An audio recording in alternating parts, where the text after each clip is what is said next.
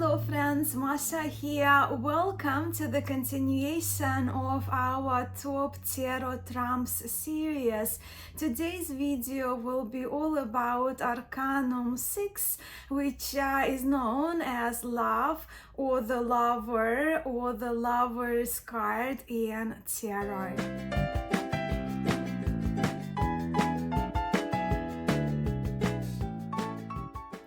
Now, the Lover's card is one of the most fascinating trumps to me personally, historically. So I cannot resist, not like I ever can, right, to have a look together with you at the changes Arcanum 6 has undergone over the last whopping 580 years, beginning from the reproductions of the earliest historic Italian decks from the 1400s to the most contemporary tarot decks, my most recent decks that I have in my personal tarot library. I do have quite a stack of cards to share with you today for this historical detour, and I so hope that you enjoy this part of the video as we look at the development of Arcanum 6 throughout the centuries. So the earliest representation of this arcana I have in this reproduction of the painted Visconti Madrone tarot. Here we are with the historical figures of Bianca Maria Visconti and Francesco Sforza portrayed standing and shaking their hands. This handshake itself suggests their arranged marriage, sealing the deal between the two powerful families like Viscontis and Sforzas, joining their forces for political and economical purposes. And even though we do see here, I don't know, yeah, I think you can see on the canopy, we see amor or love written. In fact, amor is believed to have been the original title for these cards. So in the earlier decks, when it comes to this arcanum, the card would have been titled Love, not the lover or the lovers. Then in the Visconti Sforza tarot, we do see that same couple, and the Cupid seems to have grown up, still blindfolded, rather inactive, as in both of those cards we don't see any arrows flying around. And once again, the couple is depicted in the gesture of a handshake.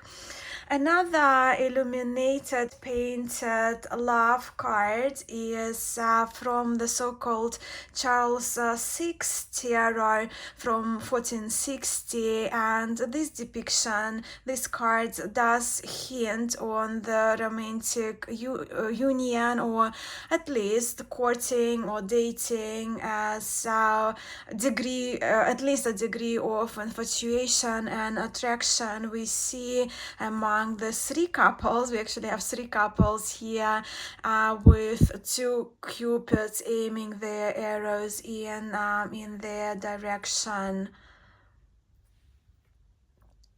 Then in the earliest woodblock Budapest and Rosenwald sheets, we are here with this idea of romantic love, as we observe some degree of courtship represented in the cards, with the man declaring his feelings, maybe even proposing to the young woman here.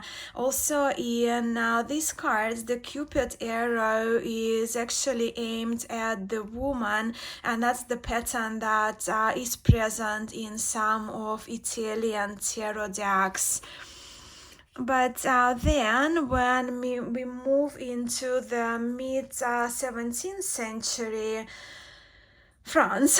And this is Tarot of Paris. Here we observe an older couple in the embrace with the Cupid there above.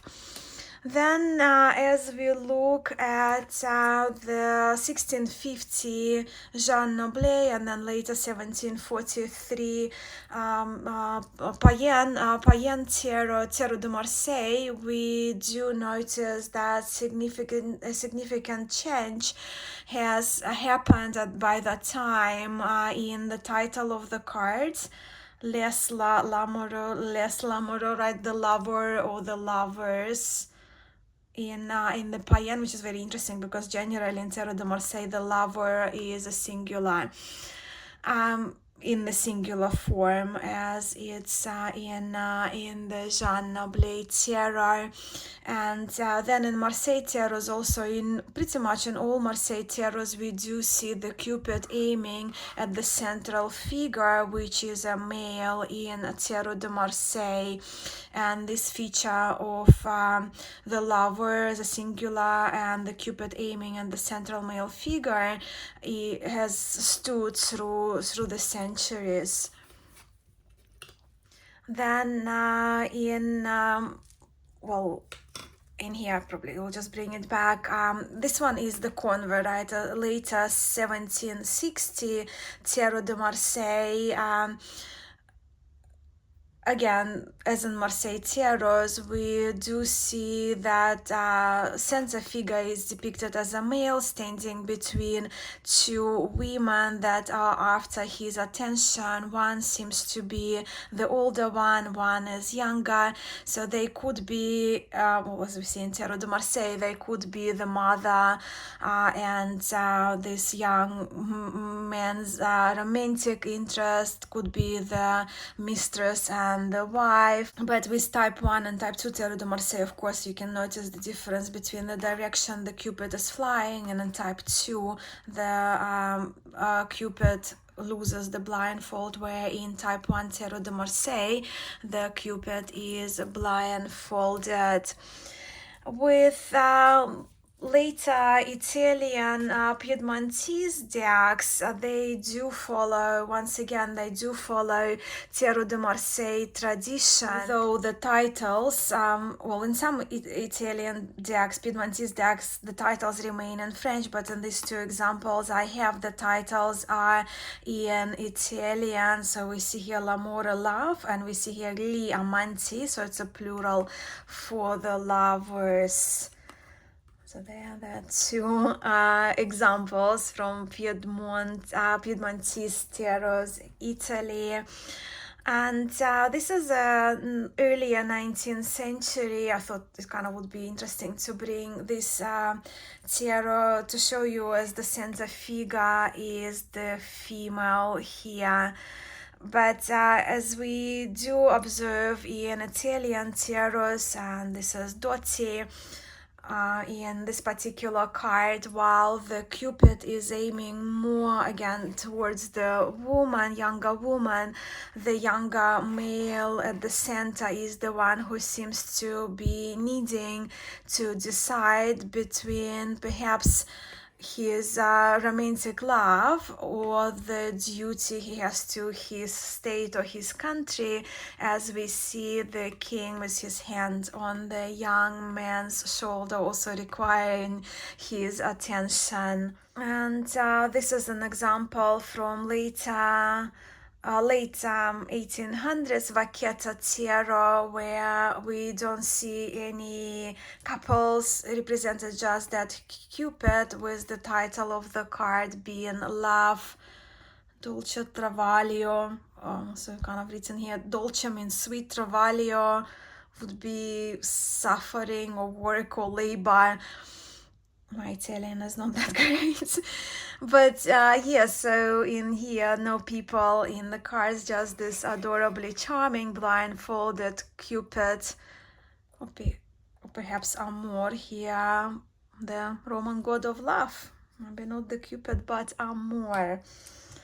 Then now, Again, late 19th century, Oswald verse tarot, pretty much depiction, pretty much tarot de Marseille-like, but of course with the occult we do see the addition of a Hebrew letter, which of course Hebrew letters been added to the cards of the major arcana. Then, with the arrival of the Golden Dawn, and later with the creation of 1909 RWS, Arthur Waite implemented this big change to the Sixth Arcanum by instructing Pixie Pamela Coleman Smith in depicting Adam and Eve in the Garden of Eden, and with that bringing Christian connotations into these cards and probably denoting spiritual love, if you will. So we see here Adam standing in front of the tree of life, where Eve is in front of the tree of knowledge. Needless to say, not my favorite interpretation for Arcanum 6, but again, this is an iconic tarot. But as we move from here, this is of course earlier 20th century, but as we move into the later 20th and then 21st centuries, we begin to see Arcanum 6 implying romantic, at times sensual love based on the popular depictions that we see in a good majority of Rider-Waite-Smith based tarot decks these days. Thus, in these two cards, we do see two lovers represented in their intimate embrace. In these two cards, we are with a couple in love, two couples in love. Then in this tarot, we are again, that idea of soulmates, I guess, is explored, almost that idea of cosmic love as well. Then in the contemporary tarot de Marseille, once again, we don't really see much change from the historic Marseille, apart from, of course, the style of the art and the clothing that's used for this metanoia tarot. And just one more, an adorable Marseille style lover card for you to complete this part of the video. Before I share with you my top 5 lovers cards, I have to say that in tarot, when it comes to singling out romantic love, this aspect for me is more represented by the Two of Cups, not by the lovers card per se. So if I do readings for romantic happily ever after, I would ideally be looking for the cups and the Two of Cups and the Sun cards together. Now, where I'm going with this is that when it comes to my personal favorites for Arcanum 6, while I love love and I love love to be represented in my cards, I also prefer even the idea of choice to be represented in my lover or lovers cards. That of course stems out from me having dedicated most of my tarot study and practice time to Marseille tarot, and hence me being influenced by Tarot de Marseille tradition. So my selection today of my 5 favorite iterations of Arcanum 6 will of course reflect that. So now the time has come for me to share with you my top 5 choice-making lovers. 4 of them actually do share a common theme as well, which you are about to see. Let's begin with the historic reproduction. I promise I'm not going to share with you 5 historic Marseille lovers here, but this card I absolutely have to include. This lover card is from my beloved Pablo Robledo's Jean Dodal Tarot de Marseille, and Pablo Robledo is one of my most favorite courtiers, card makers, and while I love all my decks from Pablo Robledo equally, I'm just so attracted to this lover from the Dodal Tarot with Jean Dodalter originally dating around 1701. But just look at these delicious colors. Being type 1 Tarot de Marseille, this card showcases a blindfolded Cupid and well, being type 1, I'm very partial to type 1, so hence I'm partial to this tarot. But also, then having learned to read Marseille Tarot with actually quite a small amount of decks, the Dodal has been one of my most familiar and remains one of my most used Tarot de Marseille decks, especially when reading for others. So this lover just had to be included into this video. Now my next lover comes from Tarot of the Golden Wheel, mass market deck with the art by Mila Lasenka.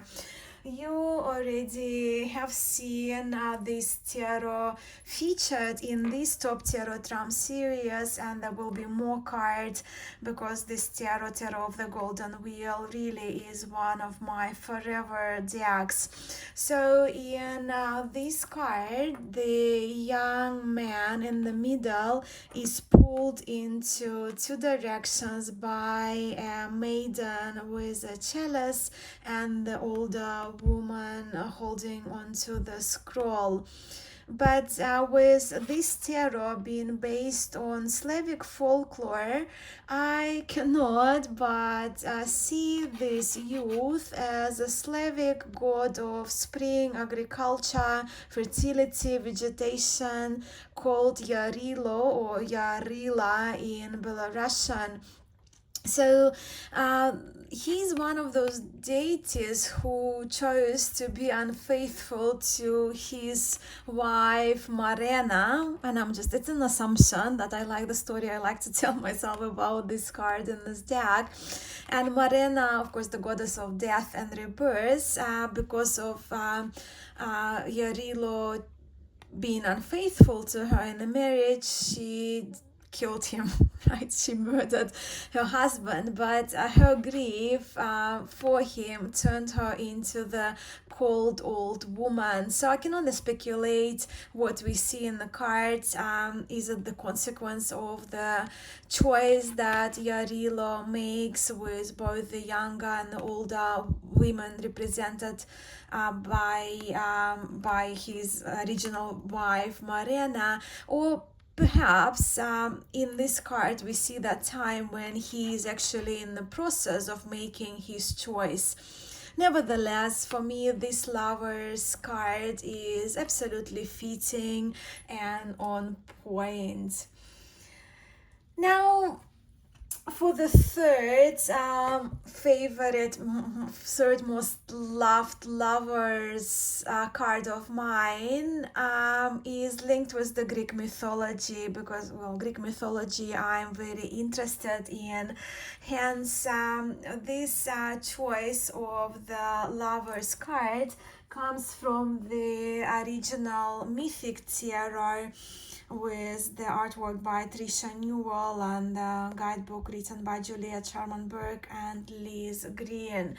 It's a wonderful tarot, and here, as the main lover making a choice, we have the Trojan prince Paris, who was instructed by gods Zeus and Hermes to judge the contest between these three goddesses. So here we have Hera, mother goddess, who offered Paris the whole world that she's holding in her hand. Then we have the beautiful Aphrodite, goddess of love, with her chalice, and Aphrodite promises Paris, the most beautiful woman to marry to, and then we have Athena, goddess of war, justice, and wisdom, who offers Paris to make him the best of the warriors. But of course, the Paris is only young and is driven by desire and by compulsion. So Paris chooses Aphrodite. So and Aphrodite, as promised, right? So the beautiful woman, Helen of Sparta, to become his wife, Paris's wife. So this particular card, of course, refers to the Trojan War, which started when our Paris here took the beautiful Helen of Sparta from the king of Sparta, Menelaus.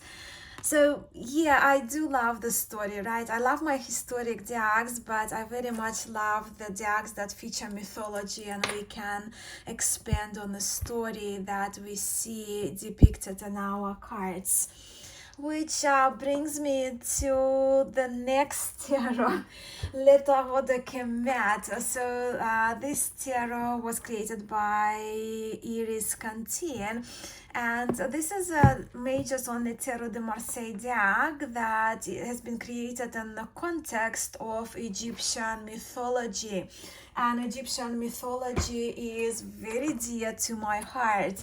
So in this card from this Egyptian Tarot de Marseille, or Le Tarot de Kemet, Kemet is another name for Egypt, we see the central figure here is actually Nephthys, the goddess of protection and funerals, with the headpiece that features a basket and a house, right? Basket on top of the house that is on top of her head. And here Nephthys is choosing between god of chaos Set and the god of the underworld Osiris, with Maat, goddess of harmony, truth, discernment, and justice, overlooking this scene of Nephthys making her choice with the feather of justice falling. So we don't have a cupid with the arrow, but we have the feather of Maat, of feather of justice, falling onto Nephthys.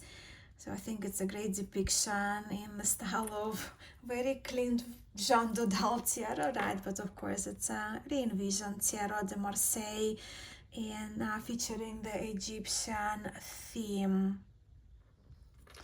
And because in my private spiritual practice I draw a lot from Buddhism and Buddhist teachings, for the last card, for the fifth Lovers card in this video, I could not leave this representation of the lovers behind, and this one is from Buddha Tarot by Robert M. Place. This is the older version published by Llewellyn a while back. Now, this card depicts Siddhartha and his wife Yasodhara, sleeping wife, with the newly born son Rahula. Siddhartha loves his wife and the son very much, yet in this card, Siddhartha is preparing to leave them, and with that, he's preparing to leave his life as a prince so that he could go on a search for truth and understanding of suffering and the causes of suffering, which he sought to alleviate. What's interesting about this iteration of the lovers is the choices that Siddhartha is facing are equally the choices of love, either love for his family as a prince, as a householder, or alleviating the world's suffering. And of course, we know the story of Siddhartha's awakening and becoming the Buddha. Now, I I guess all these cards that I have just featured give you a good idea how I prefer to see and interpret the lover or the lover's card in tarot.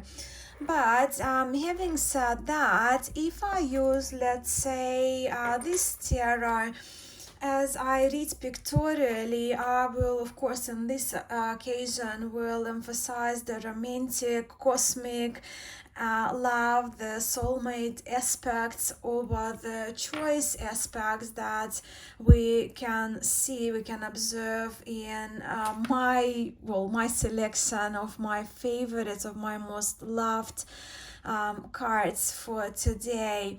So when it comes to these cards in front of us, you would have noticed, right? So there is a theme here with my selection, as I went with these 4 cards depicting characters from my favorite Slavic, Greek and Egyptian mythologies, and of course the Buddhist philosophy from that I draw from in this representation of the card from the Buddha tarot.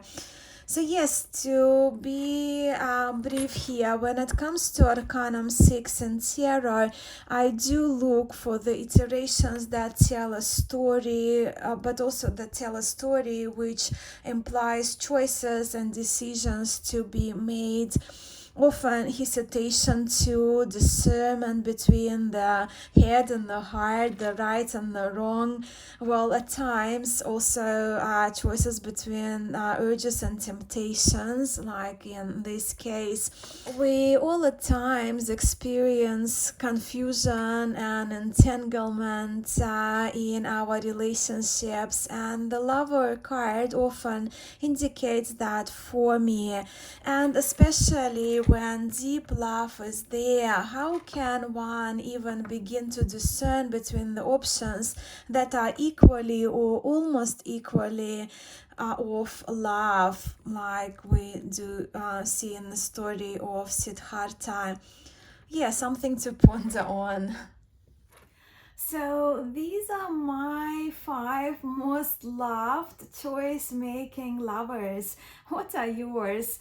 I love learning from you, so not only I'm curious about your favorite lover or lover's cards and tarot, but I would also love to know what cards you look for when doing readings for the questions of love and relationships in the context of important choices to be made. What cards do you look for? What depictions, if you kind of referring to the lover cards, you like to see? Now, I thank you so much for being here for this Top Tarot Trumps challenge for this series, and my special gratitude goes to those of you who participate in Top Tarot Trumps series.